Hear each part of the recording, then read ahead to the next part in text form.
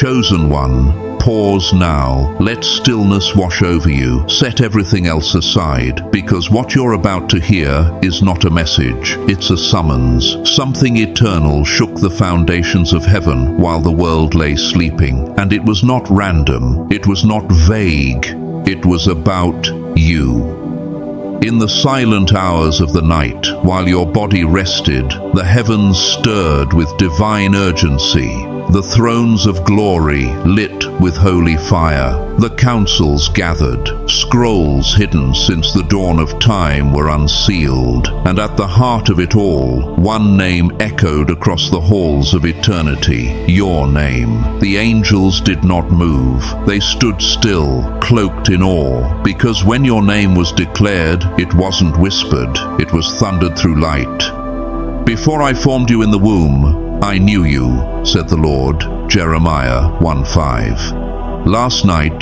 that knowing was reawakened in the heavens. Not a prophecy waiting for someday, but a moment that has already begun. You're not wandering by accident. You're walking under the weight of a divine event, and even now, its power follows you. That dream you had, the ache in your chest, the sudden clarity this morning. It's not random, it's residue. Something holy touched your life last night. Do not scroll, do not turn away. This is sacred ground. Your story is being rewritten, not by your hand, but by His. Behold, I am doing a new thing. Now it springs forth. Do you not perceive it? Isaiah 43:19. The shift is here, but you must choose to walk in it.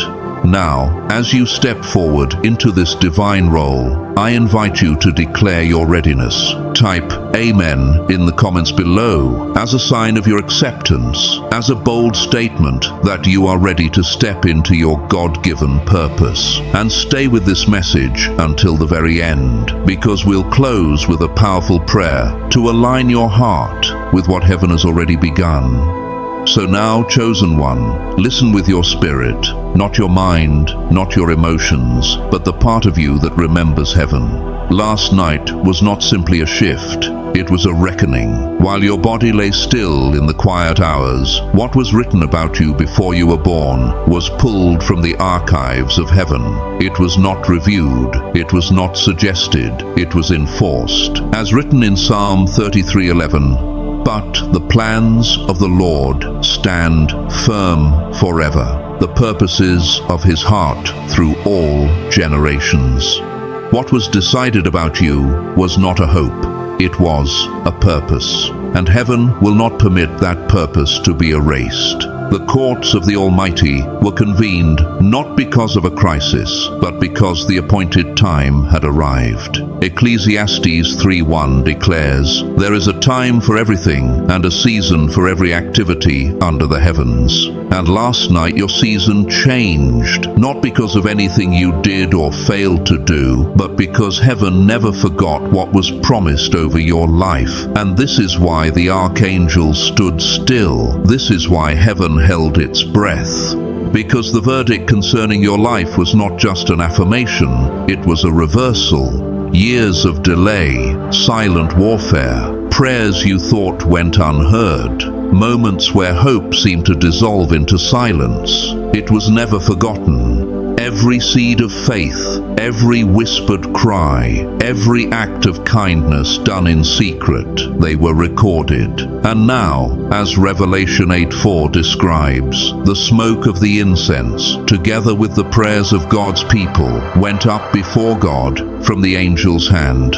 Your prayers have risen, and now they return as thunder. What was once buried is being raised. What was silenced is being called forth. And when your scroll was unsealed before the throne, light poured out with a force that revealed not only the plans of God, but the strategies of the enemy that had surrounded your path like invisible fences. Years you couldn't explain, opportunities that slipped through your fingers, relationships that left wounds no one could see, but heaven saw, and heaven answered. This is not fiction. There are those who wake from sleep and feel a weight in the room, a holy stillness, not knowing their name had just been spoken in realms unseen.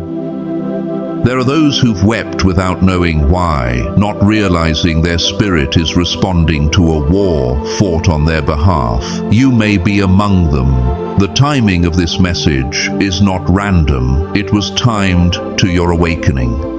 For too long, certain forces believed they had the right to tamper with your inheritance. They whispered lies about your worth. They drew lines to keep you contained. But as Isaiah 54:17 reminds us, no weapon formed against you shall prosper, and every tongue which rises against you in judgment you shall condemn. And last night, every whisper of accusation was silenced. Every counterfeit alliance was exposed. And someone who stood near you, whose words were sweet in public but sharp in private, was uncovered in full light. This is not about vengeance, it's about justice, divine justice. And when the truth was revealed, the hosts of heaven responded as they did when Christ emerged from the tomb. Light burst forth, sound shook the firmament, and joy roared across the heavens. For the Lord has declared, I will restore to you the years that the locusts have eaten. Joel 2:25. And this is not a hopeful promise. It is a current reality, unfolding even now. Some will question, some will doubt, but the Spirit knows. And if your heart stirs at these words, it is not because of persuasion, it is because your soul remembers. This is not the first time heaven moved for you. This is simply the most visible, and so the gate stands open. Not a physical one, but a spiritual passage. It burns not with fire that harms, but with glory that purifies. Before it stands the angels, not symbolic, but real, waiting for your agreement with what has already been established. The Lord does not need your permission to bless you, but He does call you to align. The miracle has come to your doorstep, but only those who perceive it will walk through the door. There is a man named Joseph, whose story is written in Genesis. He was betrayed by his own brothers, sold into slavery, imprisoned for crimes he never committed, yet God never left him. And at the right time, not by effort or manipulation, Joseph was lifted into power. His story was never about vindication, it was about divine timing.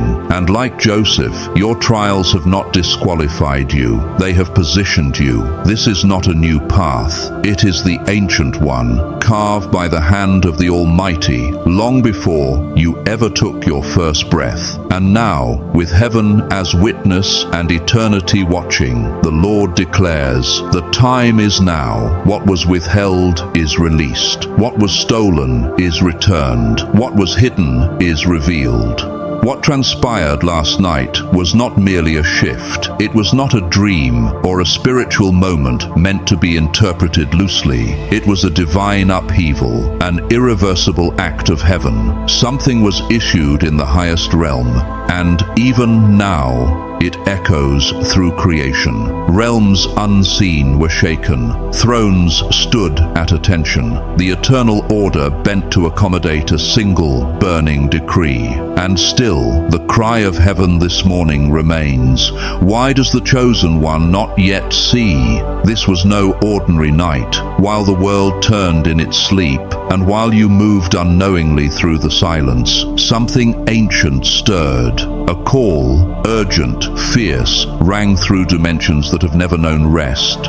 Not a trumpet, not a whisper, but the voice of the Ancient of Days himself. When the voice of God resounds, nothing created remains still. And last night, that voice summoned the divine council. The chambers filled with brilliance too great for human vision. Thrones lit with eternal fire, aligned in solemn formation. And into the center of that courtroom was brought your scroll, the written legacy of your life.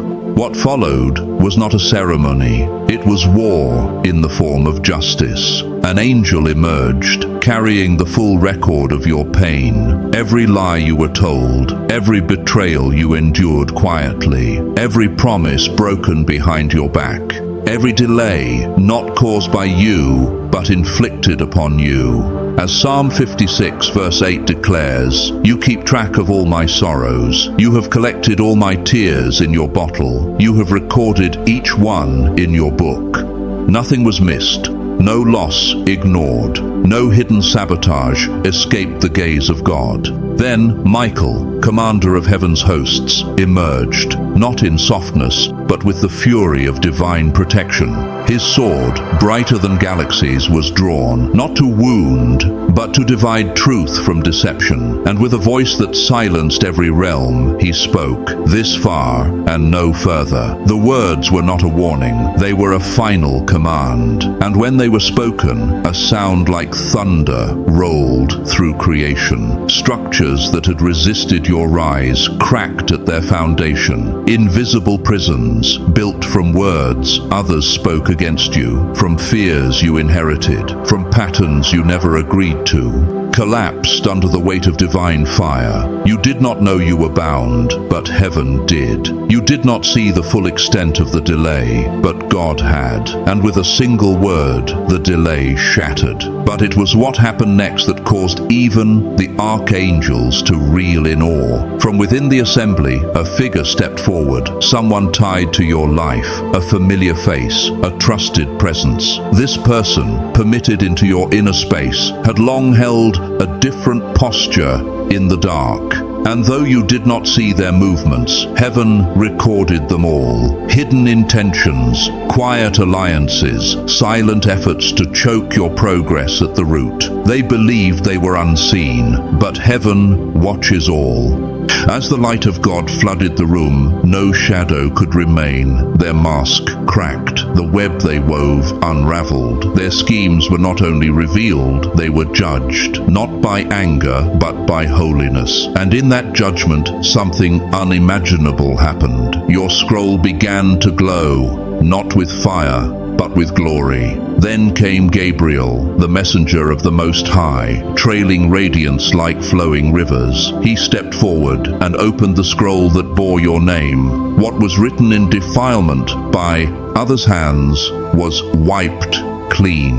Sentences of sabotage were erased without a trace. The destiny once delayed was rewritten, not just restored, but accelerated. As Isaiah 60:22 declares, "The least of you will become 1,000, the smallest a mighty nation. I am the Lord. In its time I will do this swiftly." And so it was.